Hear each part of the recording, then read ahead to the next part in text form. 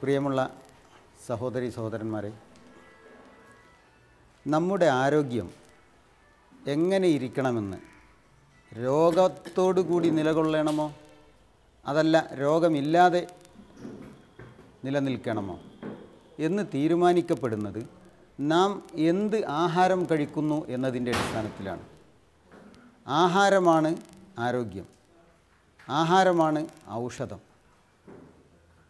ഔഷധം തന്നെയാണ് ഭക്ഷണം.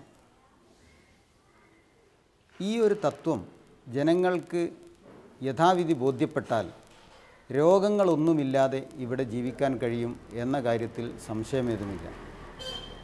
നമ്മളിന്ന് കഴിച്ചുകൊണ്ടിരിക്കുന്ന ആഹാരപദാർത്ഥങ്ങൾ, വിശേഷിച്ചും മാർക്കറ്റുകളിൽ നിന്നും നമ്മൾ വാങ്ങിക്കൊണ്ടിരിക്കുന്ന ഭക്ഷ്യപദാർത്ഥങ്ങൾ, മാരകമായ വിഷങ്ങൾ ചേർത്തുണ്ടാക്കുന്ന, മനുഷ്യൻ്റെ ആരോഗ്യത്തെ തകർത്തുകൊണ്ടിരിക്കുന്ന, മനുഷ്യൻ്റെ നിലനിൽപ്പിന് തന്നെ ഭീഷണി ഉയർത്തുന്ന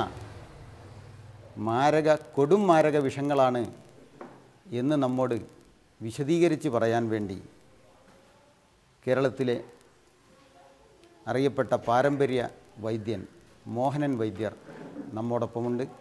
ഞാൻ അദ്ദേഹത്തെ ഈ സദസ്സിന് ഹൃദയപൂർവ്വം സ്വാഗതം ചെയ്യുകയാണ്. എൻ്റെ സ്ഥലം കൊട്ടാരക്കരയാണ്. പേര് മോഹനൻ നായർ. പാരമ്പര്യ വൈദ്യനാണ്. വൈദ്യ കുടുംബത്തിലെയാണ്. ഈ വൈദ്യത്തിന് എന്ത് സംഭവിച്ചു എന്നതിനെ പറ്റിയിട്ട് തിരക്കാനിറങ്ങിയിറക്കാണ്. അപ്പം പണ്ടൊക്കെ എന്ന് പറഞ്ഞാൽ നമ്മളൊരു കൊട്ടൻ ചുക്കാതിയൊക്കെ കാലേ തേച്ച് കഴിഞ്ഞാൽ പെട്ടെന്ന് വേദന മാറുമായിരുന്നു. ഇന്ന് പാട്ടക്കണക്കിന് കോരി ഒഴിച്ചാലും വേദന മാറത്തില്ല. അതെന്താ സംഭവിച്ചത്? ഓരോ കഷായം കുടിക്കുന്നു, ഒരു മനുഷ്യനെ ഏൽക്കുന്നില്ല. ഇങ്ങനെയുള്ള കാര്യത്തെപ്പറ്റിയാണ് ഞങ്ങൾ ഇറങ്ങിയത്. ഇറങ്ങിച്ചെന്ന് നോക്കിയപ്പോൾ ഒരു കാര്യം മനസ്സിലായത്, നമുക്കൊരു ആയുർവേദവും വേണ്ട, ഒരു അലോപ്പതിയും വേണ്ട, ഒരു ഹോമിയോയും വേണ്ട, നമ്മളെ ഒന്ന് ജീവിക്കാൻ അനുവദിക്കാൻ പറഞ്ഞു. അതായത് നമ്മളിപ്പം ജീവിക്കാൻ, സാറ് നേരത്തെ പറഞ്ഞ പോലെ നമ്മളെന്താ കഴിക്കേണ്ടതെന്നോ, നമ്മളെങ്ങനെ ഉറങ്ങണമെന്നോ, നമ്മളെങ്ങനെ നടക്കണമെന്ന് വരെ തീരുമാനിക്കുന്നത് ഈ കമ്പനിക്കാരാണ്. ഇവർ പറയുന്നതനുസരിച്ച് വേണം നമുക്ക് പോകാൻ. ആ സിറ്റുവേഷനിൽ പോയി. നേരത്തെ നമ്മുടെ ഒരു കാർഷിക സംസ്കാരമായിരുന്നു, ഇല്ലേ? അത് മാറി ഇപ്പോൾ ഉപഭോക്തൃ എന്ന് പറഞ്ഞാൽ സംസ്കാരമായിട്ട് മാറി വന്നപ്പോഴാണ് നമുക്ക് ഈ അടിയെല്ലാം പറ്റിയത്. പണ്ട് നമ്മളിതൊക്കെ കഴിക്കുമ്പോൾ ഒരു കുഴപ്പമില്ല, എല്ലാ മരുന്നിനും ആഹാരത്തിൽ കൂടെ മാത്രമായിരുന്നു മരുന്ന്. പക്ഷേ അന്നൊന്നും ഇത്രയും ഒരു 10-40 കൊല്ലത്തിന് മുമ്പിട്ട് ഇത്രയും ആശുപത്രി ഒന്നും ഇല്ലായിരുന്നു. ഇന്ന് ഇത്രയും ആശുപത്രി കൂടിയിട്ടും ഒരു ആശുപത്രിയിലും ഫുള്ളില്ലാത്തൊരൊറ്റ ആശുപത്രിയില്ല. എവിടെ നോക്കിയാലും ഏറ്റവും നല്ല കച്ചവടം ഇപ്പോൾ ആശുപത്രിയാണ്. ഫസ്റ്റ് കച്ചവടം. കാരണം ഇഷ്ടം പോലെ ആളിനെ കിട്ടും. കാരണം ഒരു മനുഷ്യന് ഇന്ന് രോഗി അല്ലാത്തവരില്ല. കാരണം ഇവരെല്ലാം നമ്മൾ എങ്ങനെയാണ് രോഗി ആവുന്നതെന്നുള്ളതാണ്, രോഗി ആക്കിയെടുക്കാൻ പറ്റുന്നതെന്നാണ് അവരുടെ ഇപ്പോഴത്തെ കച്ചവട തന്ത്രം. അതിനുവേണ്ടി എല്ലാവരും കൂട്ടുവാണ്. അപ്പോൾ ഞാനങ്ങനെ ഇറങ്ങിയ വഴിയിൽ ആദ്യം കിട്ടിയത് ഈ എണ്ണയ്ക്കകത്ത മായമായിരുന്നു. രണ്ടാമത് കിട്ടിയത് ഓരോരോ ഐറ്റത്തിനകത്ത് ഇങ്ങനെ മായം കിട്ടി വന്ന് ഇതെല്ലാത്തിനും തെളിവോട് കൂടിയിട്ട് ഞാൻ സകല ഗവൺമെൻറ് ഓഫീസുകളിലും കയറി, സകല സർക്കാർ ആശുപത്രിയിലും കയറി, എല്ലായിടത്തും കയറിയിട്ട് അവരോട് എല്ലാം ഞാൻ വിളിച്ച് പറഞ്ഞു, നിങ്ങളിതിന് എന്തെങ്കിലും ചെയ്യാൻ പറഞ്ഞു. ഇവരെല്ലാം കൈമലത്തി. ഇതെന്താണ് സാധനം? അണ്ടിപ്പരിപ്പാണ്. അവരിതിനകത്ത് എഴുതിയിരിക്കുന്നത് എന്താണ്? റിച്ച് ബൈറ്റ് എന്ന് പറഞ്ഞാൽ അണ്ടിപ്പരിപ്പ് എന്നാണോ? ഇല്ലല്ലോ. അപ്പോൾ അവരെവിടെയെങ്കിലും ഇതിനകത്ത് അണ്ടിപ്പരിപ്പ് എന്ന് പറഞ്ഞിട്ടുണ്ടോ? ഇല്ല. അത് പറയാത്തിടത്തോളം കാലം ഇത് മായം ചേർക്കലിനകത്ത് പെടത്തില്ല. പിന്നെ നമ്മളെ കോടിക്കണക്കിന് ആൾക്കാരെ നമ്മളെ പറ്റിച്ചുകൊണ്ടാണോ ഡെയിലി നടക്കുന്നത്? എത്ര പേർക്കറിയാം ഇത്? ഈ സാധനം ഇവരെന്ത് ചെയ്തു? പ്ലെയിനാക്കി വിട്ടിരിക്കുകയാണ്. ഇതിനകത്ത് കവർ ഒട്ടിച്ചു. എല്ലാം ഒരു ചെറിയ നമ്മളൊരു 50 പൈസയുടെ ഒരു മിഠായി മേടിച്ചാൽ പോലും അതിനകത്ത് സ്റ്റിക്കർ ഉണ്ട്, ഒട്ടിക്കും, ഇല്ലേ? ഇതിനകത്ത് എന്താ സ്റ്റിക്കർ ഒട്ടിക്കാമെന്നറിയോ? സ്റ്റിക്കർ ഒട്ടിച്ച് അണ്ടിപ്പരിപ്പ് എന്ന് എഴുതിയാൽ അവന് കുടുങ്ങും. ഇത് കപ്പലണ്ടി, നിലക്കടൽ, മൈദയും കശുവണ്ടിയുടെ കറയും കൂടെ പേസ്റ്റ് ആക്കിയിട്ട് ഡൈക്കകത്ത് അച്ചിനകത്ത് കോരി വെച്ച് ഫ്രൈ ചെയ്ത സാധനമാണ്. ഇത്രയും പബ്ലിക്കിനായിട്ട് പറ്റിച്ചിട്ട് ഇത്രയും പേര് റെയിൽവേക്കകത്ത് നമ്മൾ ആലോചിക്കണേ, 10 രൂപയ്ക്ക് ഇത്ര അണ്ടിപ്പരിപ്പ് കിട്ടുമോ? നമ്മൾ എന്താ ഒന്നും ചിന്തിക്കാത്തേ? ജീവിതത്തിൽ നടക്കുന്ന കാര്യമാണോ 10 രൂപയ്ക്ക് ഇത്ര അണ്ടിപ്പരിപ്പ്? അപ്പോൾ ഇത് ഞാൻ അവരോട് ചോദിച്ചപ്പോൾ അവർ പറഞ്ഞ വാചകം, സർക്കാർ പറഞ്ഞ വാചകം, ഇത് കശുവണ്ടി അല്ലെന്ന് അവർ പറയാത്തിടത്തോളം കാലം മായം ചേർക്കലിനകത്ത് പെടുന്നില്ല. പിന്നെ ഇതിനകത്ത് മായം വല്ലതും ചേർത്തിട്ടുണ്ടെങ്കിൽ അത് ഫുഡ് ഇൻസ്പെക്ടർമാരുടെ ജോലിയാണ്, പിടിച്ചിട്ട് നിയമപരമായിട്ട് ശിക്ഷിക്കപ്പെടാം എന്ന് അവർ നിയമപ്രകാരം എനിക്ക് എഴുതി തന്നിട്ടുണ്ട്. മനസ്സിലായി? അവരെ സമ്മതിച്ചത് അണ്ടിപ്പരിപ്പ് അല്ലെന്ന്. ഇത്രയും നമ്മൾ കാശ് കൊടുത്തിട്ട് നിലക്കടല മേടിച്ച് തിന്നാൽ പോരെ? ആ മൈദയാണെങ്കിൽ പറ്റത്തുമില്ല, കാരണം മൈദ ശരീരത്തിന് ശരിയല്ല. ഒരു കാര്യം കൂടെ മനസ്സിലാക്കിക്കൊള്ളുക, ഇന്ത്യൻ ഭരണഘടനയിൽ മായം ചേർക്കുന്നവനെ പിടിക്കാൻ നിയമമില്ല. ഇപ്പോൾ ഒരു പാക്കറ്റിലും തൈരെന്ന് എഴുതത്തില്ല. എന്താ കാര്യം എന്നറിയോ? കട്ടി മോരെന്നാണ് എഴുതുന്നത്, അറിയോ? ഇനി നോക്കിക്കോളൂ, പാക്കറ്റ് എടുത്ത് നോക്കിക്കോളൂ. തൈരെന്ന് എഴുതത്തില്ല. തൈരിന് ഗ്രേഡ് ഉണ്ട്. തൈരിനകത്ത് ഇത്ര വെള്ളവും ഇത്ര ഡെൻസിറ്റി ഇത്ര സാധനങ്ങൾ വേണമെന്ന് സർക്കാർ ഒരു അടിച്ചു കൊടുത്തിട്ടുണ്ട്. അതനുസരിച്ച് തൈര് ചെക്ക് ചെയ്യാൻ പറ്റുള്ളൂ. അപ്പം മോരിന് ഗ്രേഡില്ല. മോരിനകത്ത് ഇന്നതൊക്കെ ആവാമെന്ന് എഴുതിയിട്ടില്ല. അതുകൊണ്ട് അവരത് കട്ടി മോരാക്കി. നമ്മുടെ ഈ ഇരിക്കുന്ന വെളിച്ചെണ്ണയാണ് യഥാർത്ഥത്തിലെ വെളിച്ചെണ്ണയുടെ കളറ്. ഇതിനകത്ത് ഗന്ധകവും ചേർന്നിട്ടില്ല. ഗന്ധകം ചേർന്ന് കഴിഞ്ഞാൽ മുടിക്കകത്ത് പുരട്ടിയാൽ മുടി കൊഴിയും. അന്താരാഷ്ട്ര മാർക്കറ്റിൽ ക്രൂഡ് ഓയിലിന് വില കൂടുമ്പോഴാണ് വെളിച്ചെണ്ണയ്ക്ക് വില കൂടുന്നത്. ശ്രദ്ധിച്ചിട്ടുണ്ടോ? ക്രൂഡ് ഓയിൽ എന്ന് പറഞ്ഞു കഴിഞ്ഞാൽ പെട്രോളിൻ്റെ റിഫൈൻ ഭൂമിയിൽ നിന്ന് കുഴിച്ചെടുക്കുന്നത്. ഇപ്പോൾ $148 ബാരലിന് വില വന്നപ്പോൾ വെളിച്ചെണ്ണയുടെ വില കുതിച്ചു കയറിയായിരുന്നു. ഓർമ്മയുണ്ടോ? ഇപ്പം വെളിച്ചെണ്ണയുടെ വില എല്ലാ എണ്ണയുടെയും വില താഴെ വന്നു. എന്താ കാര്യം? $36 വന്നു. എല്ലാ എണ്ണയുടെയും വില കുറഞ്ഞു. അപ്പോൾ ഈ എണ്ണ വില കൂടുന്നതും കുറയുന്നതും പെട്രോളുമായിട്ട് എന്താ ബന്ധം? എല്ലാം ചിന്തിച്ചാൽ പെട്രോളിൻ്റെ ഒരു ബൈ പ്രൊഡക്റ്റാണ് മിനറൽ ഓയിൽ അല്ലെങ്കിൽ ലിക്വിഡ് പാരഫിൻ. പെട്രോളിനകത്ത് നിന്ന് തന്നെ ഡീസലിനകത്ത് നിന്ന് പെട്രോളും ഡീസലും എങ്ങനെ എടുക്കുന്നത് അതേപോലെ എടുക്കുന്ന ഉൽപ്പന്നമാണ് ലിക്വിഡ് പാരഫിൻ. ആ പാരഫിൻ്റെ ക്രൂഡാണ് ഒരു 4-5 മാസത്തിന് മുമ്പിട്ട് കൊച്ചിയിൽ വന്ന് ഒരു 80,000 ടണ്ണ് പാം ഓയിൽ ഇറങ്ങി, അറിയാമോ? ഒരു 80,000 ടണ്ണ്. ഓർമ്മയുണ്ടോ? അപ്പോൾ ഈ കാക്കനാട്ടിൽ നിന്ന് ആളുകൾ പോയി എടുത്തുകൊണ്ടുവന്ന് പരിശോധിച്ചപ്പോൾ അത് ഭക്ഷ്യയോഗ്യമല്ലെന്ന് പറഞ്ഞായിരുന്നു. നമ്മൾ പത്രത്തിലൊക്കെ വായിച്ചില്ലായിരുന്നു? വായിച്ചു. ഒരു 3 ദിവസം കഴിഞ്ഞപ്പോൾ അത് ഭക്ഷ്യയോഗ്യമായി. അത് വായിച്ചായിരുന്നു? അത് പിന്നെ വായിച്ചില്ലല്ലോ. പിന്നെന്ത് സംഭവിച്ചാൽ അതിപ്പോഴും ആ കപ്പൽ തിരിച്ചു പോയില്ല, നമ്മൾ കുടിച്ചുകൊണ്ടിരിക്കുക. ആ സാധനത്തിന് അത് പാം ഓയിൽ അല്ലെന്നുള്ളതിൻ്റെ തെളിവ് തരാം. നമ്മളൊരു 5-8 വർഷത്തിന് മുമ്പിട്ട് വരെ ഈ സമോസയും നെയ്യപ്പവും വടയൊക്കെ ഉണ്ടാക്കി വെച്ചിട്ട് പിറ്റേന്ന് മുറിക്കുമ്പോൾ ഒരു നൂല് വരുമായിരുന്നു. ഓർമ്മയുണ്ടോ? മുറിക്കുമ്പോൾ ഇപ്പം നൂലെന്തി? ഇപ്പം നിങ്ങൾ എത്ര ദിവസം വല്ലതും വെച്ചോ ചീത്തയാവില്ല. കാരണം മണ്ണെണ്ണയ്ക്കതാണ് പറക്കുന്നത്. ഈ പാം ഓയിൽ എന്ന് പറയുന്ന സാധനം ലിക്വിഡ് പാരഫിൻ്റെ ക്രൂഡാണ്. പെട്രോളിയത്തിൻ്റെ ഒരു ക്രൂഡ് സാധനമാണ് ഈ പാം ഓയിൽ. അതിനകത്ത് വറുത്ത് കഴിഞ്ഞാൽ കേടാവില്ല.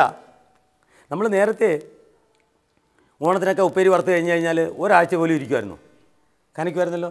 ഇപ്പോൾ നിങ്ങൾ 10 വർഷം കഴിഞ്ഞാലും കനയ്ക്കുന്നുണ്ടോ? ഈ സാധനമാണ് ലിക്വിഡ് പാരഫിൻ. പെട്രോളിയം എന്ന് പറഞ്ഞാൽ മണമില്ലാത്ത മണ്ണെണ്ണ അല്ലെങ്കിൽ മിനറൽ ഓയിൽ, സാക്സ് ഓയിൽ, US കെറോസിൻ എന്നൊരു വേർഡും കൂടെ ഉണ്ട് ഇതിന്. അതാരും ബോട്ടിലിൽ എഴുതില്ല. കെറോസിൻ എന്ന് പറഞ്ഞാൽ മണ്ണെണ്ണയെന്ന് എല്ലാവർക്കും അറിയാം. കാരണം ആ വേർഡ് മാത്രം ഇതിനകത്ത് എഴുതൂല, ബാക്കി എല്ലാ വേർഡും എഴുതും. ഏത് ബോട്ടിലേലും മിനറൽ ഓയിൽ എന്ന് കാണുന്നുവോ ഇവനാണ് മാർക്കറ്റിലെ വില തീരുമാനിക്കുന്നത്. എല്ലാ എണ്ണകളുടെയും വിലയുടെ ഇതിൻ്റെ മേളിലെ ഏത് എണ്ണയുടെയും വില നിൽക്കത്തുള്ളൂ. പാം ഓയിൽ ഇതിൻ്റെ ക്രൂഡാണ്. അത് 18 രൂപ മുതൽ 16 മുതൽ 18 രൂപ വരെയുള്ളൂ അതിന് വില ക്രൂഡിന്. അത് നമ്മൾ വറക്കാൻ ഉപയോഗിക്കുന്നു. ഇതുകൊണ്ടുള്ള ഏറ്റവും വലിയ ഗുണം എത്ര ദിവസം വേണേലും ഈ വറുത്ത സാധനം അവിടെ ഇരുന്നോളൂ. ഇതെങ്ങനെയാണ് വെളിച്ചെണ്ണ ആവുന്നതെന്ന് നോക്കിക്കോണം. ഈ വെളിച്ചെണ്ണ ഒന്ന് മണത്ത് വയ്ക്ക്. ഈ വെളിച്ചെണ്ണ ഒന്ന് മണം. മണം കുറവല്ലേ? വലിയ മണമൊന്നും ഇല്ലല്ലോ. ഒന്ന് നോക്കി മണത്തിൻ്റെ ഒന്ന് നോക്കിക്കോണേ. അതിനകത്തോട്ട് താണ്ട് ഈ സാധനം അങ്ങോട്ട് ഒഴിച്ചു കൊടുക്കുക. ഇപ്പം നിങ്ങൾ നോക്കണം, കടയിലിരിക്കുന്ന ഡബിൾ റിഫൈൻ, ട്രിപ്പിൾ റിഫൈൻ എണ്ണയാവുന്ന നോക്കിക്കോണം.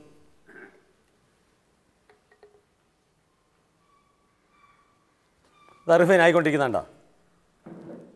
2 ലെയർ വരുന്നുണ്ടോ? വെളുത്ത് വരുന്നുണ്ടോ? ഇനി ഇതൊന്ന് മണത്തൊക്കെ ആ വെളിച്ചെണ്ണയുടെ മണം മാറി. ഇപ്പോൾ നിങ്ങൾ കടയിൽ നിന്ന് മേടിക്കുന്ന വെളിച്ചെണ്ണ നോക്കി, ഈ വെളിച്ചെണ്ണയുടെ മണവും മാറി. ഇതിനൊരു മണവും ഇല്ലായിരുന്നു കേട്ടോ. ഇല്ല, ഇതൂടെ പോട്ടെ. ഇപ്പോൾ ആ വെളിച്ചെണ്ണ എങ്ങനെ മാറി നോക്കിയോ? ഇതങ്ങ് പുറകിലോട്ട് നോട്ട്. ഇപ്പോൾ ആ വെളിച്ചെണ്ണയുടെ സ്മെല്ല് മാറിയ മാറ്റം കണ്ടോ? ഇതിനൊരു മണവും ഇല്ല. ഉണ്ടോ? നോക്കിയിട്ട് ഒരു മിനിറ്റ്. ഇല്ല, ഒരു മണവുമില്ല. അതേ സാധനം തന്നെ നിങ്ങളിപ്പോൾ നോക്കണം. മണം മാറിയാ? നല്ല മണമില്ല. ഇപ്പോൾ വീട്ടിൽ മേടിക്കുന്ന വെളിച്ചെണ്ണയില്ലേ, ഇനി ഇത് എത്ര നാൾ വെച്ചോ കേടാവില്ല. ഈ വെളിച്ചെണ്ണ ഇനി എത്ര നാൾ വേണേലും കൊണ്ടുവച്ചു കേടാവില്ല. പക്ഷേ ഇപ്പം നമുക്ക്, ഞാനിതിനകത്തൊന്നുമില്ല, വെളിച്ചെണ്ണയ്ക്കകത്താണ് ഒഴിച്ചത്. പക്ഷേ നമുക്ക് കിട്ടുന്നതിനകത്ത് വെളിച്ചെണ്ണയില്ല. ഇതിനകത്ത് മാത്രം അതിൻ്റെ എസൻസ് അങ്ങ് ഒഴിച്ചാൽ മതി. എത്ര കൊല്ലം വേണേലും ഇരുന്നോളൂ. ഇപ്പോൾ മാർക്കറ്റ് നടക്കുന്നത് എങ്ങനെയാണ്? അതേ സാധനം നിങ്ങളിപ്പോൾ നോക്കണേ, ഈ ഓയിലാണ് ഉണ്ടാക്കാൻ പണി നോക്കണം. ജാസ്മിൻ എയർ ഓയിൽ, ഇത് എല്ലാവരുടെയും വീട്ടിലുള്ളൊരു സാധനമാണ് അല്ലേ? തലയിൽപ്പെട്ടാനായിട്ട് ഇത്രയും നല്ല മണമുള്ള മുല്ലപ്പൂവിൻ്റെ മണം. ഇതിനകത്തോട്ട് ഏത് മണം ഒഴിക്കുന്നു ആ മണമാവുകയാണ്, വേറെ ഒന്നുമില്ല. ശരി, അങ്ങോട്ട് ഒഴിച്ചു കൊടുത്തു.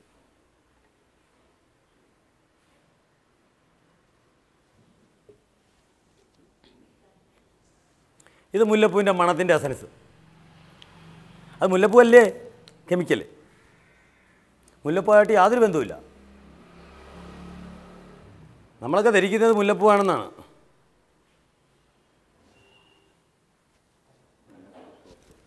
ഒന്ന് പിടിച്ച്. ആ എണ്ണയാണോ നല്ലത്? എന്നാ ഇതാണോ നല്ലതെന്നൊന്ന് നോക്കി.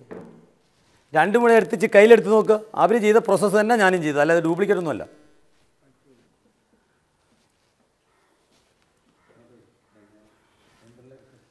ഇത് വെളിച്ചെണ്ണ അല്ലല്ല, ജാസ്മിൻ അങ്ങോട്ട് പോയിരിക്കുന്നേ ഉള്ളൂ. അതുകൊണ്ട് അത് ഇഞ്ഞെടുത്തേക്ക്, കുഴപ്പമില്ല. ദാണ്ട് അടക്കും, ദാണ്ട് അതിൻ്റെ അടപ്പിഞ്ഞെടുത്തേ. അല്ല, അത് തുറക്കണ്ട, ഒരു ശകലം എടുത്തതിനകത്ത് രണ്ടിനെയും കൂടി ഇതൊന്ന് അങ്ങനല്ല, അത് തുറന്നിട്ട് എടുക്കണം. ഒരു എടുത്തിട്ട് ഒരു ഇച്ചിരി കയ്യിലോട്ട് എടുത്തു. രണ്ടിനെയും കൂടെ മണം നോക്കിയേ. രണ്ടും മണമല്ല, രണ്ടും കൂടി ഇങ്ങനെ കയ്യിലിട്ട് നോക്ക്, രണ്ടുമായിട്ട് വല്ല വ്യത്യാസം ഉണ്ടാകും. നീ എടുത്തത് ഇതിനെ കുറച്ചുകൂടെ ഡീറ്റെയിൽസ് പറഞ്ഞുതരാം. ഈ എണ്ണയുടെ ഈ കാണുന്ന സകല പ്രൊഡക്റ്റില്ലേ ഇരിക്കുന്നത്, ആയുർവേദം, അലോപ്പതി, ഈ നിങ്ങൾ പറയുന്നതായ എല്ലാ എണ്ണകളുടെയും പുറത്തിനിയെങ്കിലും ദയവ് ചെയ്ത് വായിച്ച് നോക്കുക. അതിൻ്റെ പുറയിൽ ക്ലിയർ അവർ എഴുതിയിട്ടുണ്ട് മിനറൽ ഓയിൽ എന്ന്, അല്ലെങ്കിൽ ലിക്വിഡ് പാരഫിൻ എന്ന്, അല്ലെങ്കിൽ സാക്സ് ഓയിൽ എന്ന്, അല്ലെങ്കിൽ ലിക്വിഡിയം പാരഫ്യൂ എന്ന് പറഞ്ഞാൽ ഇത് മണമില്ലാത്ത മണ്ണെണ്ണയാണ് ഇതിനകത്ത് ഒഴിച്ചിരിക്കുന്നതെന്ന് എല്ലാ ബോട്ടിലേലും അവർ പറഞ്ഞിട്ടുണ്ട്. ഓരോരുത്തർ അവരവരുടെ മണം മാറ്റുന്നു. കമ്പനിക്കാരനെ പരസ്യക്കാരൻ്റെ റേറ്റ് കൂടുന്നതനുസരിച്ച് നമ്മുടെ റേറ്റ് കൂടും. വേറെ യാതൊരു വ്യത്യാസമില്ല ഇതിനകത്ത്. തനി മണമില്ലാത്ത മണ്ണെണ്ണയാണ് ഇതിനകത്ത് ഒഴിച്ചിരിക്കുന്നതെന്ന് ഈ ഓരോ ബോട്ടിലേലും വായിച്ച് നിങ്ങൾ നോക്കിയിട്ട് വേണം ഇനിയെങ്കിലും ഉപയോഗിക്കാൻ. ഇതിനകത്ത് അവർ ക്ലിയർ എഴുതിയിട്ടുണ്ട്, കൊച്ചുങ്ങളുടെ 7 അയലത്ത് പോലും വെച്ചേക്കരുതെന്ന്. അത് കഴിഞ്ഞ് എഴുതിയിട്ടുണ്ട് ഇത് ചൊറിച്ചിലുണ്ടായാൽ അപ്പോഴേ നിർത്തിയേക്കാൻ പറഞ്ഞിട്ടുണ്ട്. അപ്പോൾ ഇത് ചൊറിയുന്ന സാധനമാണെന്ന് അവർ തന്നെ സമ്മതിക്കുന്നുണ്ട് അല്ലേ? അത് കഴിഞ്ഞ് ഇതുകൂടെ എഴുതിയിട്ടുണ്ട് ഇതിനകത്ത് ഒഴിച്ചിരിക്കുന്ന കീ ഇൻഗ്രീഡിയൻസ് മിനറൽ ഓയിൽ അല്ലെങ്കിൽ മണമില്ലാത്ത മണ്ണെണ്ണയാണെന്ന് ക്ലിയർ ഇതിനകത്ത് പറഞ്ഞിട്ടുണ്ട്. അമരാവതിയിൽ മഹാരാഷ്ട്ര ഗവൺമെൻറ് എടുത്ത് ആയിരക്കണക്കിന് കംപ്ലയിൻറ്റ് ചെന്നു, ഇത് തേച്ചിട്ട് ചൊറിയുന്നു, സ്കിന്നെല്ലാം ഡ്രൈ ആവുന്നതെന്ന് പറഞ്ഞിട്ട് ആയിരക്കണക്കിന് കംപ്ലയിൻറ്റ് ചെന്നപ്പോൾ അവർ എൻക്വയറി കമ്മീഷനെ 2 പേരുടെ പേരിൽ അവർ ചെക്ക് ചെയ്തു. ഒന്ന് ഹിമാലയ ഫാർമസ്യൂട്ടിക്കലും ഒന്ന് ജോൺസൺ ആൻഡ് ജോൺസൻ്റെ ബേബി ഓയിലും കൂടെയാണ് എടുത്ത് അവർ ചെക്ക് ചെയ്തത്. ചെക്ക് ചെയ്തപ്പോൾ അതിനകത്ത് ജോൺസൺ ആൻഡ് ജോൺസണിനകത്ത് 100% ഈ മണ്ണെണ്ണയാണെന്ന്, ആയുർവേദക്കാരനകത്ത് 96% ഈ മണ്ണെണ്ണയാണെന്നും അവർ കൊണ്ടുവന്ന് കൊടുത്തു. ഇത് തലയിൽ തേച്ചാൽ ഉള്ള കുഴപ്പങ്ങൾ കേട്ടോണം.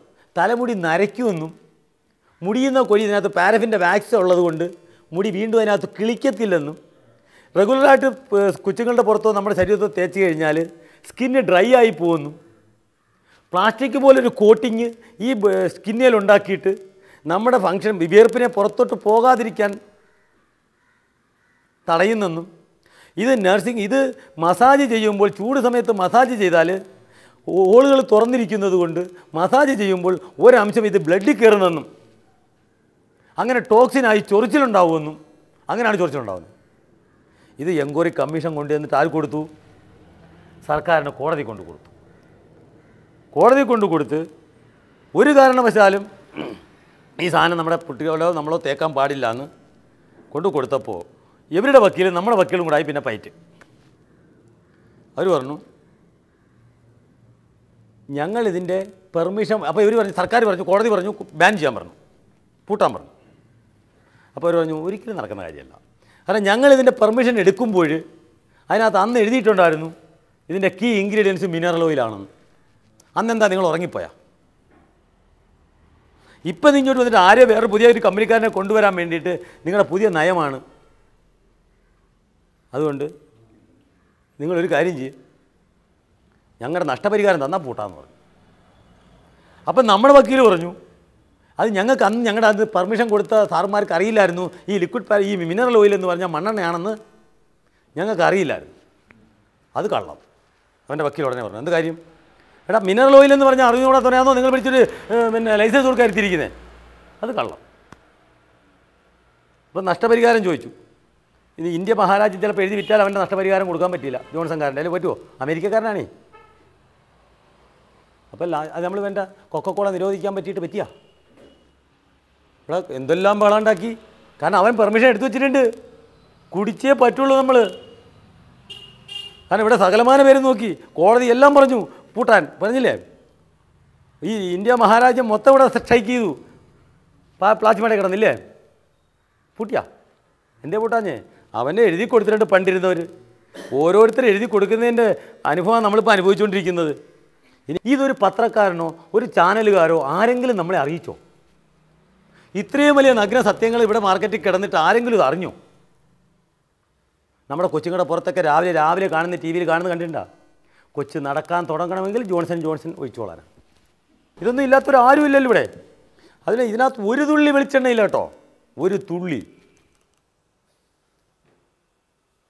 വെറും ഈ സാധനവും ഈ പിന്നെ എസൻസുമാണ്.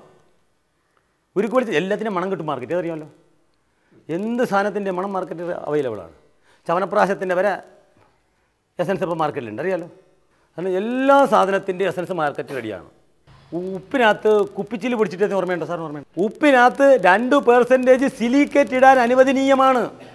സിലിക്കേറ്റ് എന്ന് പറഞ്ഞാൽ ചുണ്ണാമ്പും മണലും കൂടെ ഉരുക്കുന്നതാണല്ലോ സിലിക്കേറ്റ് എന്ന് പറയുന്നത്. അത് 2% ഇടാൻ അനുവദനീയമാണ്. അതവർ അപ്രൂവ് ചെയ്ത് വെച്ചിരിക്കുക. അവർ ഇതിട്ടപ്പോൾ ഇതിൻ്റെ അടുത്തൊരു ടെമ്പറേച്ചറാണ് ഗ്ലാസ് ഉണ്ടാ. അപ്പോൾ അവർ പറഞ്ഞു ഞങ്ങൾ ഈ സിലിക്കേറ്റ് ഇട്ട വഴിക്ക് ആക്സിഡൻ്റ് ആയിട്ട് ടെമ്പറേച്ചർ കൂടിയപ്പോൾ ഗ്ലാസ്സായി മാറിയാന്ന് പറഞ്ഞിട്ട് അവർ കൈ കഴുകി പോയി. ഇവരിനകത്ത് അയഡിൻ ചേർന്ന ഉപ്പ് നമ്മൾ കഴിച്ചില്ലെങ്കിൽ എന്തുണ്ടാവുന്നത്?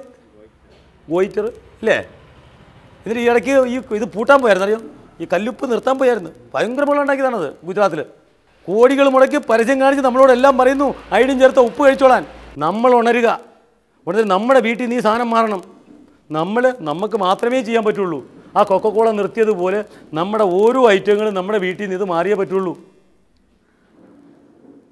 ഇനി അപ്പോൾ നമ്മൾ ഉരുക്ക് വെളിച്ചെണ്ണ ഉണ്ടാക്കാനായിട്ടേ വലിയ കാര്യമൊന്നുമില്ല. നിങ്ങൾ ദേവി ഇതൊരു കാര്യം ചെയ്യുക, വീട്ടിൽ ഒരു 2 തേങ്ങ തിരുമി ഇഡലി പാത്രത്തിൻ്റെ നടുക്കളത്തെ തട്ടയിലോട്ട് വെക്കണം. വെച്ചിട്ട് ഒന്ന് ആവി കൊള്ളിക്കുക. ആവി കൊള്ളിച്ചിട്ട് പിഴിഞ്ഞെടുത്താൽ അതിനകത്ത് നെയ്യ് കിട്ടും. അത് തേങ്ങാ നെയ്യാണ്. അത് ചീനച്ചട്ടിയിലോട്ട് ഒന്ന് പറ്റിച്ചെടുക്കാമെങ്കിൽ 5 മിനിറ്റ് കൊണ്ട് ഉരുക്ക് വെളിച്ചെണ്ണ ഉണ്ടാക്കും. അത്രയെങ്കിലും ഒന്ന് ചെയ്യും നിങ്ങൾ. ആ മുടി അവിടെ ഇരുന്നോട്ടെ. അഹപ്പാട് ഇപ്പോൾ ആണെങ്കിൽ പണ്ടത്തിനാണെങ്കിൽ ആർക്കും മുടിയില്ല, ഉണ്ടോ? എല്ലാം ഈ പരസ്യം കാണുന്നത് നിങ്ങൾ ശ്രദ്ധിക്കണം. ഇത്രയും പരസ്യം കാണിച്ചിട്ട് ഒരാളുടെയെങ്കിലും മുടി നരച്ച മുടി കറുത്തിട്ട് നിങ്ങൾ ആ എണ്ണ പിടിച്ച് തേച്ചാലും പ്രയോജനമുണ്ട്. ഒരു മനുഷ്യൻ്റെയെങ്കിലും മുടി കിളിച്ച് നിങ്ങൾ കണ്ടിട്ടുണ്ടോ? ഒരാളുടെയെങ്കിലും മുടി കറുത്തത് കണ്ടിട്ടുണ്ടോ? കാരണം ഈ നിയമപ്രകാരം പറയുകയാണെങ്കിൽ നമ്മുടെ കാവ്യമാധവനാണ് ഈ പാരച്ചൂട്ടിനകത്ത് വരുന്നത്, അറിയാമല്ലോ അല്ലേ? ആ കൊച്ച് ഇന്ന് വരെ തേച്ചിട്ടില്ല. കാരണം തേച്ചിട്ടുണ്ടെങ്കിൽ ആ മുടി ഇരിക്കില്ല. ഈ സയൻറ്റിസ്റ്റുകൾ പറഞ്ഞ നിയമപ്രകാരം ആ കൊച്ച് തേച്ചിട്ടുണ്ടെങ്കിൽ ഒറ്റ മുടിയും കാണില്ല. അവർ കാശ് കൊടുക്കും. അതിനൊരു ഈ പരസ്യത്തിൻ്റെ തട്ടിപ്പ് പറഞ്ഞുതരാം. നമ്മുടെ പങ്കജകസ്തൂരി അറിയാമല്ലോ, എല്ലാവർക്കും അറിയുന്ന സാധനമാണല്ലോ പങ്കജകസ്തൂരി. 300% പരസ്യം കൊടുത്താണ് ആദ്യം പിടിച്ചു പറ്റിയത് പങ്കജകസ്തൂരി മാർക്കറ്റ് വന്നത്. 300% പരസ്യത്തിന് കൊടുത്ത്. 100 രൂപ പ്രൊഡക്ഷൻ കോസ്റ്റ് എങ്കിൽ 300 രൂപ പരസ്യത്തിന് കൊടുത്തിട്ടാണ് അത് പൊങ്ങി വന്നത്. പോട്ടെ, അതാ പഠിക്കട്ടെ. അതിൻ്റെ മുതലാളി ആരാണെന്നറിയോ? ഹരീന്ദ്രൻ നായർ, അതിൻ്റെ പങ്കജകസ്തൂരിയുടെ മുതലാളി. പുള്ളി എല്ലാ ശനിയാഴ്ചയും കൈരളി TV രാവിലെ വരുന്നുണ്ട് നമ്മളെ ആയുർവേദം പഠിപ്പിക്കാൻ. ഇന്ന എണ്ണ തേക്കണം, ആ എണ്ണ തേക്കണം, ഈ എണ്ണ വരുന്നില്ലേ? എല്ലാ ശനിയാഴ്ചയും രാവിലെ കൈരളിയിൽ വരുന്നുണ്ട്. പുള്ളി ഇന്ന് വരെ പറഞ്ഞിട്ടുണ്ടോ ബ്രീത്ത് ഈസി ഞാൻ ഗ്യാരണ്ടി എന്ന്? പറഞ്ഞോ? ഇല്ല. ആരോട് വിളിച്ചുകൊണ്ട് വന്നു? മോഹൻലാലിനെ വിളിച്ചുകൊണ്ട് വന്നു. പറ, മോഹൻലാൽ നമ്മുടെ സ്കിന്നിന് നമ്മുടെ ശ്വാസകോശത്തിന് എന്ത് ഗ്യാരണ്ടിയാണ് തരാൻ പറ്റുന്നത്? അങ്ങനെ ഒന്നുമില്ലെങ്കിൽ ഒരു ഡോക്ടറെങ്കിലും ആണ്, ഇല്ലേ? പക്ഷേ നിങ്ങൾ ഡോക്ടർ പറഞ്ഞാൽ കേൾക്കൂല, അത് അവർക്കറിയാം. ഇത് കച്ചവട തന്ത്രമാണ്. മോഹൻലാലിന് കാശ് കൊടുത്തിട്ട് വന്ന് പറയാൻ പറഞ്ഞു. നാളെ മോഹൻലാലിൻ്റെ പേരിൽ നമ്മൾ കേസ് കൊടുത്തത് പോയി. മോഹൻലാൽ പറയും, നോക്കുക ഈ ലോകത്തിലുള്ള എല്ലാവർക്കും അറിയാം ഞാനൊരു അഭിനേതാവാണ്. എന്നോട് കാശ് തന്നു, എന്നോട് അഭിനയിക്കാൻ പറഞ്ഞു, ഞാൻ അഭിനയിച്ചു. ഗോവിന്ദ വരുന്നത് അറിയോ? തണ്ട കൂളും കൊണ്ട് അറിയോ? ഗോവിന്ദ വരുന്നുണ്ട്. തണ്ട കൂളിനകത്ത് എന്താ സാധനം എന്നറിയോ? നിങ്ങളുടെ മിൻ്റ് അറിയോ? മിൻ്റ് ഗുളിക, വിക്സ് ഗുളിക അറിയോ കഴിക്കുന്നത്? ഇതിനകത്തൊക്കെ എന്തോന്നറിയോ ഇൻഗ്രീഡിയൻസ്? ഈ ഇങ്ങനെ ആക്കുന്ന എന്താ സാധനം എന്നറിയോ? മെന്തോൾ എന്ന് പറയുന്ന സോൾവെൻ്റ് കെമിക്കൽ. ഇത് തിന്ന ഉടനെ നമുക്ക് പെട്ടെന്നൊരു ഇത് കിട്ടും. എങ്ങനെ? അതങ്ങോട്ട് തലയിൽ ഒഴിക്കാമെങ്കിൽ തലയ്ക്കകത്ത് കിടക്കുന്ന വാട്ടറിനെ മൊത്തത്തിനും പെട്ടെന്ന് രക്തത്തിൽ കിടക്കുന്നതിനെ വലിച്ച് വെളിയിൽ തള്ളുന്നതുകൊണ്ടാണ് തലയ്ക്ക് തണുപ്പ് കിട്ടുന്നത്. നമ്മൾ ഒരു കാര്യം ചോദിക്കട്ടെ, നമ്മൾ ഇതിൻ്റെ ഓരോന്ന് ചെയ്യുന്നതിൻ്റെ കൂട്ടത്തിൽ ഒരു കാര്യം ഞാൻ പറഞ്ഞു നോക്കണം. നമ്മൾ പണ്ട് പനി വരുമ്പോഴേ നമ്മൾ എന്താ ചെയ്തുകൊണ്ടിരുന്നത്? പണ്ടത്തെ കാര്യം ഒരു 10-20 വർഷത്തിന് മുമ്പിട്ടുള്ള ചരിത്രം പറയണേ. നമ്മൾ പനി വരുമ്പോൾ നമ്മൾ എന്ത് ചെയ്യുന്നു? തുളസിയിലയും മല്ലിയും ചുക്കും അല്ലേ, നമ്മുടെ ആ ഒരു എല്ലാം കൂടിയിട്ട് തിളപ്പിച്ച് കൊച്ചിനെ അന്ന് കൊടുക്കും. എന്നിട്ട് പുതപ്പെടുത്തു പുതപ്പിക്കും. കൊച്ചൊരു ഇച്ചിരി കഴിയുമ്പോൾ നല്ലോണം ഒരു വിയർക്കും. മക്കളെ നീ വിയർത്ത് കഴിയുമ്പം പ്രശ്നം സോൾവായി ഇല്ലേ, അവൻ്റെ പനിയും പോയി. ഇപ്പം നമ്മളെന്താ ചെയ്യുന്നത്? ഐസ് എടുത്ത് വെക്കും. നിങ്ങൾ ചെയ്യുന്നത് എത്ര വലിയ തെറ്റാണെന്ന് ആലോചിക്കുക നിങ്ങൾ. ഈ മണ്ണെണ്ണ വീട്ടിൽ നിന്ന് ഒഴിവാക്കാൻ 2 വഴി. ഒന്ന്, ഒരു ദേവി ചെയ്തൊരു ഇച്ചിരി തേങ്ങ ആട്ടി വെളിച്ചെണ്ണ എടുക്കുക. നമുക്ക് അയൽക്കൂട്ടങ്ങളൊക്കെ ഉണ്ടല്ലോ, നമുക്ക് ഒരുപാട് വകുപ്പുകളുണ്ടല്ലോ, അവരെ ത്രൂവിൽ ഇച്ചിരി വെളിച്ചെണ്ണ ആട്ടിയെടുക്കുക. രണ്ടാമത് ഈ ഉരുക്ക് വെളിച്ചെണ്ണ. പണ്ട് കരപ്പം വരെ വരുമ്പോൾ ഇതായിരുന്നു തേച്ചുകൊണ്ടിരുന്നില്ലേ, ഉരുക്ക് വെളിച്ചെണ്ണ എല്ലാവരും തേച്ചുകൊണ്ടിരുന്ന. അന്ന് കരപ്പം വരെ പോവായിരുന്നു. ഇന്ന് ഇവർ വന്ന് പറഞ്ഞു അതൊക്കെ കള്ളമാണ്. നമ്മൾ ഒരു തേങ്ങ പാല് അമ്മിഞ്ഞപ്പാലിന് ഈക്വലൻ്റാണ്, അറിയോ? അത് അത്രയും വലിയൊരു സാധനമാണ് തേങ്ങാപ്പാൽ. ആ തേങ്ങാപ്പാലിനകത്തുനിന്ന് എടുക്കുന്ന എണ്ണ സായിപ്പ് എന്ന് പറഞ്ഞ് ഇതിനകത്ത് കൊളസ്ട്രോൾ എന്ന് പറഞ്ഞപ്പോൾ നമ്മളെല്ലാം നിർത്തി. ഇപ്പോഴും കഴിക്കാത്ത ആൾക്കാർ, ഇപ്പോഴും ആൾക്കാർ വിശ്വസിക്കുന്നവരുണ്ട് വെളിച്ചെണ്ണ കൊളസ്ട്രോളാണെന്നില്ലേ. ഇപ്പോഴും വിശ്വസിക്കുന്ന ആൾക്കാരുണ്ട് ഇവിടെ. പണ്ട് പുരാതന കാലം മുതൽക്ക് നമ്മുടെ 1000 വർഷങ്ങൾക്ക് പഴക്കമുള്ള നമ്മുടെ സംസ്കാരമാണ് ഒരു ഒറ്റ ദിവസം കൊണ്ട് ഒരുത്തം വന്ന് പറഞ്ഞപ്പോൾ എടുത്ത് കളഞ്ഞപ്പോൾ നമ്മളെല്ലാം അതിൻ്റെ പുറകെ പോയി. സായിപ്പ് പറഞ്ഞാൽ നമ്മൾ കേൾക്കും, നമ്മൾ പറഞ്ഞാൽ കേൾക്കില്ല. ഇവിടെയുള്ളവർ പറഞ്ഞാലോ സ്വന്തമായിട്ട് നമുക്കൊരു തീരുമാനം. നമ്മുടെ ബോഡി നമ്മുടെ എല്ലാ കാര്യത്തിനും സമയാസമയങ്ങളിൽ അവൻ അതിൻ്റെ ജോലി ചെയ്തു തരുന്നുണ്ട്.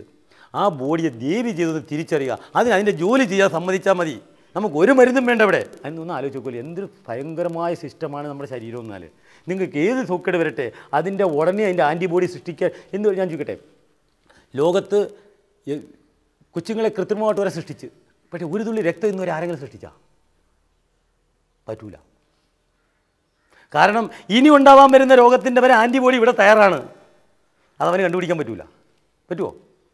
ഇനി നിങ്ങളുടെ അസുഖം കൊണ്ടുപോവാ പുതിയത്, അപ്പോഴും അവൻ്റെ ആൻറ്റിബോഡിയെ ഇവിടെ റെഡിയാണ് അതിൻ്റെ ആൻറ്റിബോഡിയെ തയ്യാറാക്കാൻ. അത്രയും സൃഷ്ടി ശരിയാണ്. നമ്മുടെ ശരീരത്തിൻ്റെ സിസ്റ്റത്തിനകത്ത് എല്ലായിടത്തും അവനവൻ കാവൽ ഭടന്മാരെ വെച്ചിട്ടുണ്ട്, സെക്യൂരിറ്റി നിർത്തിയിട്ടുണ്ട്. അറിയോ? തമ്പുരാൻ്റെ സൃഷ്ടിയിൽ ഭയങ്കര എഞ്ചിനീയറിംഗ് ആണിത്, ചെറിയ എഞ്ചിനീയറിംഗ് ഒന്നുമില്ല. നമ്മുടെ അതിന് ഏറ്റവും വലിയ ഇത് പറഞ്ഞുതരാം. നമ്മുടെ ഇവിടെ ഇരിക്കുന്ന 2 ടോൺസിലില്ലേ, നമ്മളിതെല്ലാം സഹിക്കാൻ പോകുന്ന ആരാന്ന് നോക്കണം. നമ്മുടെ ടോൺസിലില്ലേ 2 എന്തസുഖം പിടിച്ചാലും ആദ്യം വേദനിക്കുന്നതായിരിക്കാം. എന്തോടെ സംഭവിച്ചേ അറിയോ? എന്തോടെ സംഭവിച്ചതെന്നറിയോ? ഈ ടോൺസിലെന്ന് പറയുന്ന സാധനം 2 രക്തക്കുഴലുകളാണ്. രക്തക്കുഴലുകളുടെ കൂമ്പാരമാണ് ബണ്ടൽ എന്ന് പറഞ്ഞാൽ. ഒരു 2 ബണ്ടൽ രക്തക്കുഴലുകളാണ് ഈ ഇരിക്കുന്നത് അല്ലേ. അപ്പം നമ്മൾ ഈ രക്തക്കുഴൽ ഇവിടെ ഇരിക്കുമ്പോൾ ആദ്യം നിങ്ങളൊരു കാര്യം ചെയ്യും. ഒരു പനി വന്നു കഴിഞ്ഞാൽ ഉടനെ നോവും അല്ലേ.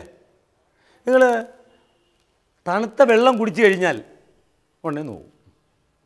വേണ്ട, നിങ്ങൾ രാത്രി 30 ഡിഗ്രിക്ക് താഴെ നിങ്ങൾ തണുപ്പ് വരുമ്പോൾ നിങ്ങൾ പുതക്കാൻ നിങ്ങളോട് ആരാ പറഞ്ഞതെന്നറിയോ? ഈ പുള്ളിക്കാരനാണ് പറഞ്ഞത്. 30 ഡിഗ്രിക്ക് താഴെ ടെമ്പറേച്ചർ വന്നപ്പോൾ നമ്മുടെ ശരീരത്തിൻ്റെ WBC വൈറ്റ് ബ്ലഡ് കോർപ്പസൽസ് പ്രതിരോധ ശക്തി ഇരിക്കുന്നത് അവൻ്റെ കയ്യിലാണ്. അവൻ്റെ നിലനിൽപ്പിനെ ബാധിച്ചു. അത് അവനവിടെ നിലനിൽപ്പില്ല. ഈ ടെമ്പറേച്ചറിൽ അവൻ്റെ പ്രതിരോധ ശക്തി നമ്മുടെ ശരീരത്തിൻ്റെ പോവുകയാണ്. അപ്പോഴാണ് പറഞ്ഞത് മക്കളെ പുതച്ചു എൻ്റെ ടെമ്പറേച്ചർ ആദ്യം അതും പറയൂല. ആദ്യം ഒരു പുള്ളിക്കാരൻ എന്ത് ചെയ്യുന്നറിയോ? ഈ ബോഡിയുടെ സകല ഹോളുകളും അങ്ങ് അടയ്ക്കും. അടച്ചിട്ട് ഒരു ശകലം ടെമ്പറേച്ചർ പുറത്തു പോകാതെ സൂക്ഷിക്കും. സൂക്ഷിച്ചതിന് ശേഷം അവൻ ഈ രോമങ്ങളെല്ലാം എഴുന്നേറ്റ് നിർത്തും. അന്നേരമാണ് ഈ രോമമൊക്കെ, അന്നേരമാണ് ഇതിൻ്റെ പ്രഷർ കൂടുമ്പോഴാണ് ഈ രോമം എഴുന്നേറ്റിരിക്കുന്നത് അല്ലേ. അത് കഴിഞ്ഞ് അതിലും വെയിലാകുമ്പോഴാണ് പറയുന്നത് മക്കളെ ഞാൻ തോറ്റു, ഇനി പുതപ്പെടുത്തും. അപ്പോഴേ പറയുള്ളൂ. ആ പുതച്ചു. അതിലും താഴോട്ട് പോകുമ്പോൾ ഒരു 25 ഡിഗ്രിക്ക് താഴോട്ട് പോകുമ്പോൾ ഈ പുതപ്പും പറ്റത്തില്ല. അപ്പോഴാണ് നമ്മളോട് പറയുന്നത് ഇതും പറ്റിയല്ല, നീ ഒരു കാര്യം ചെയ്യ്, കമ്പിളി എടുത്തു എന്ന് പറയും. 20 ഡിഗ്രിയിൽ നിങ്ങളുടെ അവസ്ഥ ഇത്. ഈ സമയത്ത് നിങ്ങൾ ഈ ഫ്രിഡ്ജിലിരിക്കുന്ന വെള്ളവും ഈ ഐസ്ക്രീമും മേടിച്ച് കഴിക്കുമ്പോൾ അത് എത്ര ഡിഗ്രിയാണെന്നൊന്നും ആലോചിച്ചുണ്ടോ? ഇതിനെ തിരിച്ച് 37 കൊണ്ട് എത്തിക്കാൻ ബോഡി കിടന്നുപെടുന്ന പാടുകൾ ആരെങ്കിലും ശ്രദ്ധിച്ചാൽ? ഐസ്ക്രീം 0 ഡിഗ്രി അല്ലേ. അതേപോലെ തന്നെ ബോഡി നോക്കുമല്ലോ. നിങ്ങൾ നല്ല തണുത്ത വെള്ളം വായിലോട്ട് കൊണ്ടുചെന്നാൽ അപ്പോഴേ റിഫ്യൂസ് ചെയ്യും. അപ്പോഴേ പറയും വേണ്ടാന്ന് പറയും. പിന്നെ ആ ടേസ്റ്റ് കൊണ്ട് നമ്മളങ്ങ് കുടിച്ചിറക്കാണ്. ആദ്യം എല്ലാത്തിനും പ്രതികരിക്കുന്നുണ്ട് ബോഡി. ആ ബോഡിയെ പഠിക്കുക. ബോഡി എന്താണ് ആവശ്യപ്പെടുന്നതെന്ന്. അതിന് നിങ്ങൾ ഒരു മരുന്നും വേണ്ട, നിങ്ങളുടെ അതിനൊന്ന് ജീവിക്കാൻ വിട്. അതേപോലെ 2 പേര് ഇരിപ്പുണ്ട് പിടിഞ്ഞിന് അറിയോ, ഈ മൂക്കിൻ്റെ ഈ രോമം കഴിഞ്ഞിട്ട് മേലോട്ട് 2 വൈബ്രേറ്റർ ഇരിപ്പുണ്ട് അറിയോ, ഇതിൻ്റെ തൊട്ട് മേളിൽ 2 വൈബ്രേറ്റർ ഇരിപ്പുണ്ട്. അവൻ ഒരു സെക്കൻഡ് 19 അടി അടിച്ചുകൊണ്ടായിരിക്കണേ. അതെന്താണെന്നറിയുമോ, ഈ മുടിക്കകത്തുനിന്ന് തടയാൻ പറ്റാത്ത പൊടികൾ കയറിയാൽ അവൻ ആ ദ്രാവകം ഇങ്ങനെ ഉണ്ടായിക്കൊണ്ടിരിക്കുന്നതിനകത്ത് ലയിപ്പിച്ച് ഒരു 1-2 പിറ്റേ ദിവസം അതിൻ്റെ പിറ്റേ ദിവസം ആകുമ്പോഴത്തേക്ക് ഒരു പൊറ്റ ഇളക്കി നമ്മൾ കളയത്തില്ലേ, കളയില്ലേ? എന്തു വലിയ സംവിധാനം അവിടെ നടക്കുന്നത് അറിയുമോ? എന്നിട്ട് ആ പൊടിയെ പോലും പറ്റിക്കാതിരിക്കുന്ന സമയത്താണ് നിങ്ങൾ ഈ സെൻ്റ് അടിക്കുന്നത്. ഇത് അവിടെ എവിടെയെങ്കിലും ലയിപ്പിക്കുമോ? ഇത് നേരെ ശ്വാസകോശത്തിലല്ലേ പോണേ. ഈ സെൻറ്റ് നമ്മുടെ ശരീരത്ത് അടിക്കുമ്പോൾ, ഈ സ്പ്രേ അടിക്കുമ്പോൾ നിങ്ങൾ അതിൻ്റെ ഭവിഷ്യത്തിനെ പറ്റി ഒന്ന് ചിന്തിക്കുക. അതിൻ്റെ പുറയിൽ അതിന് നേരെ പോകുന്ന ശ്വാസകോശത്തിലാണ്. ആ ശ്വാസകോശത്തിൽ ചെന്ന് കഴിഞ്ഞാലോ അവിടുന്ന് അങ്ങനെയുള്ള ആൾക്കാർക്ക് ഇത് ഫെയിലാവുന്ന ആൾക്കാർ ആരാണെന്നറിയോ? ഇപ്പോഴുള്ള 90% ആൾക്കാർക്കും തുമ്മലും ജലദോഷമല്ലേ, അല്ലേ? മൂക്കടപ്പ് രാത്രി വായിക്കൂടല്ലേ ഇപ്പോൾ ആൾക്കാർ ശ്വസിക്കുന്നത്. ഇവിടെയാണ് അതിൻ്റെ കുഴപ്പം. അവരെ മൂക്കി നോക്കിക്കഴിഞ്ഞാൽ ഇവിടെ ഇങ്ങനെ ഒരു മുകളം ഇരിക്കുന്ന കാണാം. അതിന് ഡോക്ടർമാരോട് ചോദിച്ചാൽ അവർ പറയും മൂക്കിൻ്റെ പാലം വളഞ്ഞെന്നോ. അത് പിടിച്ച് നേരെയാക്കാനൊന്നും പറ്റില്ല. അത് ഒരു ഭയം. അത് നമ്മുടെ ആ സിസ്റ്റം മനസ്സിലാക്കുക. അപ്പോൾ സിസ്റ്റം ഒന്നും തിരിക്കണ്ടോ.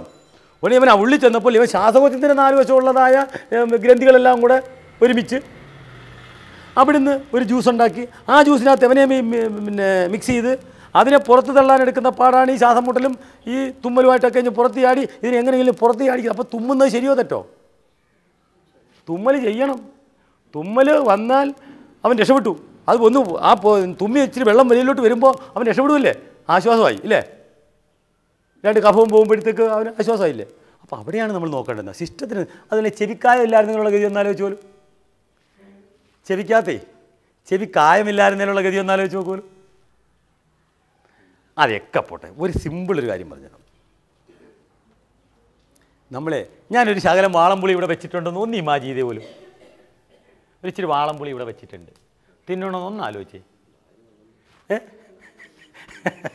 എങ്ങനെ വായി വെള്ളം വന്നേ? എങ്ങനെയാണെന്ന് പറ. അതിൻ്റെ അർത്ഥം എന്താണെന്ന് പറ. സൃഷ്ടിയുടെ ദൈവം തമ്പുരാന് ഇത് നന്ദി പറഞ്ഞാൽ പോരാ,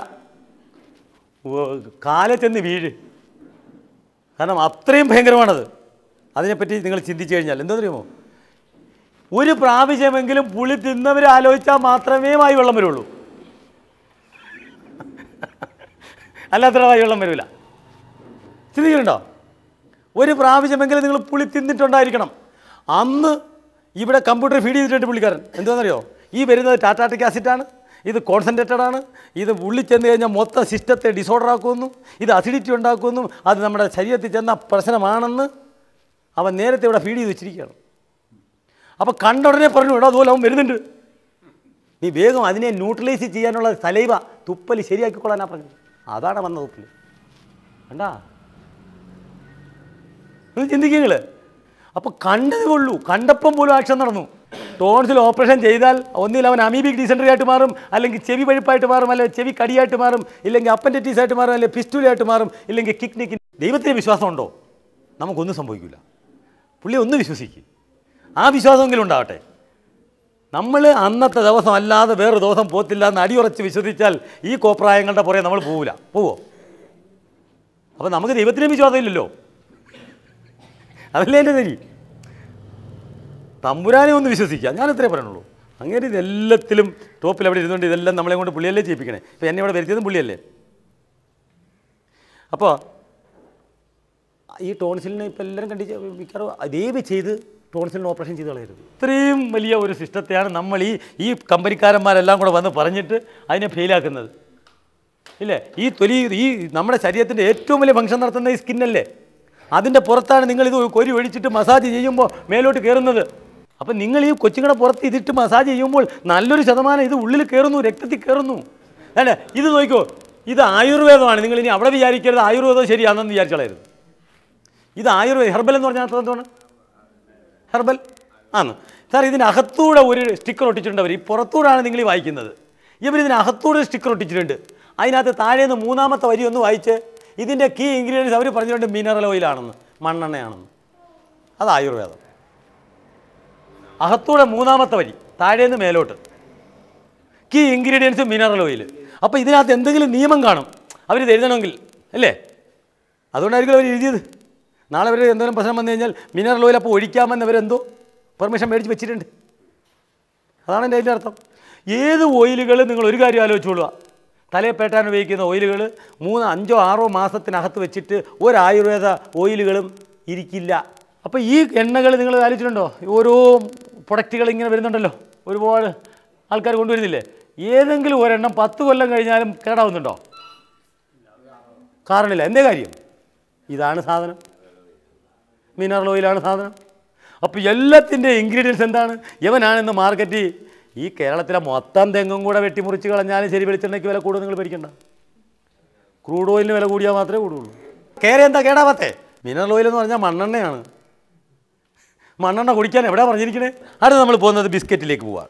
ഒരു അച്ഛനും മോനും കൂടെ, മോന് ക്ഷീണം കാരണം കൊണ്ടുവന്ന് ആയുർവേദ ഡോക്ടറെ അടുത്ത് കൊണ്ടുവന്നു. അപ്പോൾ പുള്ളിക്കാരൻ കുറച്ച് മരുന്നൊക്കെ കൊടുത്തിട്ട് പറഞ്ഞു, കൊച്ചിനെ ഒരു കാര്യം ക്ഷീണത്തിന് ആരോ റൂട്ട് ബിസ്ക്കറ്റ് മേടിച്ച് കൊടുക്കാൻ പറഞ്ഞു. ആരോ റൂട്ട് എന്ന് പറഞ്ഞാൽ കൂവപ്പൊടിയാണ് ആരോ റൂട്ട്. കൂവപ്പൊടിയുടെ ബിസ്ക്കറ്റ് മേടിച്ച് കൊടുക്കുക. അപ്പോൾ കൂവപ്പൊടി ക്ഷീണത്തിന് നല്ലതല്ലേ? ഏറ്റവും നല്ല സാധനമാണ് ക്ഷീണത്തിന് കൂവപ്പൊടി.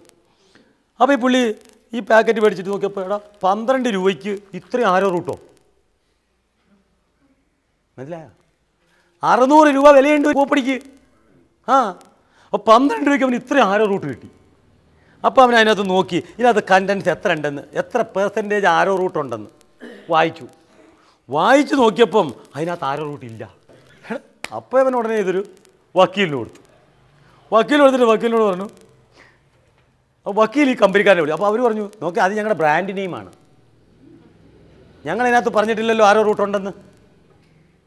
അതിനകത്ത് ആരോ റൂട്ടില്ല, ഞങ്ങൾ പറയുന്നുണ്ടല്ലോ. അതിനകത്ത് എഡിബിൾ. അപ്പോൾ ഇവരെന്ത് ചെയ്തു? ഇത് കോടതി കൊടുത്തു. കോട്ടയത്ത് കോടതിയിൽ ഇതിൻ്റെ കേസ് ഫയൽ ചെയ്ത് ലാസ്റ്റ് അവർ പറഞ്ഞു, ഞങ്ങൾ എഡിബിൾ സ്റ്റാർച്ച് എന്ന് എഴുതിയിരിക്കുന്നത് വേണമെങ്കിൽ ഞങ്ങൾക്ക് പറയാമായിരുന്നു അത് ആരോ റൂട്ട് ആരെന്ന്, എന്നിട്ട് പോലും ഞങ്ങൾ പറഞ്ഞിട്ടില്ല. അതുകൊണ്ട് ഞങ്ങൾക്ക് യാതൊരു വിധമായ ഇതിനകത്ത് അതിനകത്ത് ഇൻഗ്രീഡിയൻസ് എല്ലാം അതിനകത്ത് പറഞ്ഞിട്ടുണ്ട്. ഇൻഗ്രീഡിയൻസ് പറഞ്ഞിട്ടില്ലേ? സകലമാണ്. വീറ്റ് ഫ്ലവറാണ്, ഗോതമ്പ് പൊടി എന്നാണ് അവർ പറഞ്ഞിരിക്കുന്നത്. അപ്പോൾ ഇവർ പരസ്യത്തിനകത്ത് ആരോ റൂട്ടിൻ്റെ ഗുണം കാണിക്കുന്നുണ്ടായിരുന്നു. നമ്മൾ ചാനലിൽ കൂടെ നമ്മളെ കാണിക്കത്തില്ലായിരുന്നു. അതിനകത്ത് ആരോ റൂട്ടിൻ്റെ ഗുണത്തെപ്പറ്റി അവർ വിശദീകരിക്കുന്നുണ്ട്. അത് വെച്ച് പിടിച്ചു. അവസാനം അവൻ കുറ്റക്കാരനായി. ആര്?